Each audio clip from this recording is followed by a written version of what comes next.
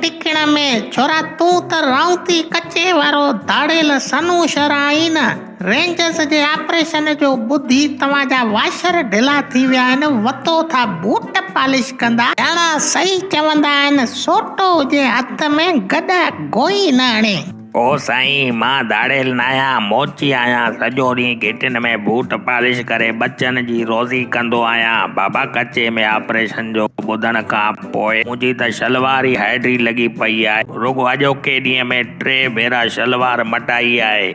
जीअं ॿुधूं था रेंजर्स या पुलिस जे ऑपरेशन जे बारे में सलवारूं हाइड्रियूं थी थियूं वञनि। वॾा मां मिसकीन शरीफ़ माण्हू आहियां बाबा। हाउड़े ख़बर आहे तूं सऊदी अरब में तस्बीहूं खपाईंदो आहीं। तव्हां धाड़ेलनि खे केतिरो सम्झाईंदा हुयासीं पर तॾहिं बि तव्हां ज़ुल्म कोन छॾियो। मासूम ॿार गवाह करे मीडिया ते वेही डायलॉग हणंदा हुया वे भोले बूथिया। हाणे ऑपरेशन जो ॿुधी करे को जूता पालिश थो करे को बोरची लॻो पियो आहे।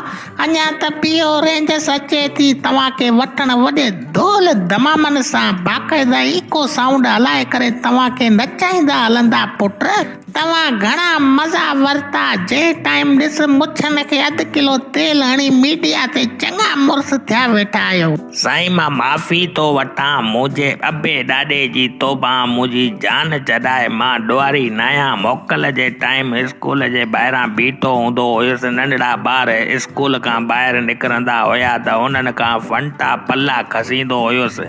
बाक़ी मुंहिंजो ॿियो को ॾोह न आहे। वॾा जान चढ़ाए मुंहिंजी बेली।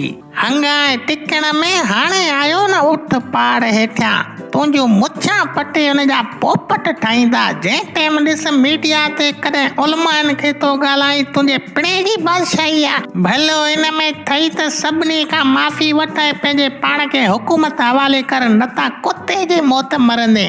ऐं मुंहिंजो ॿियनि सभिनी कचे जे धाड़ेलनि लाइ बि इहो पैगाम आहे त पंहिंजा हथियार फिटी करे पंहिंजो पाण खे गवर्नमेंट हवाले करियो न त तव्हांजी कढ ईअं हूंदासीं जे मच्छरनि जे पोयां मोरटी न।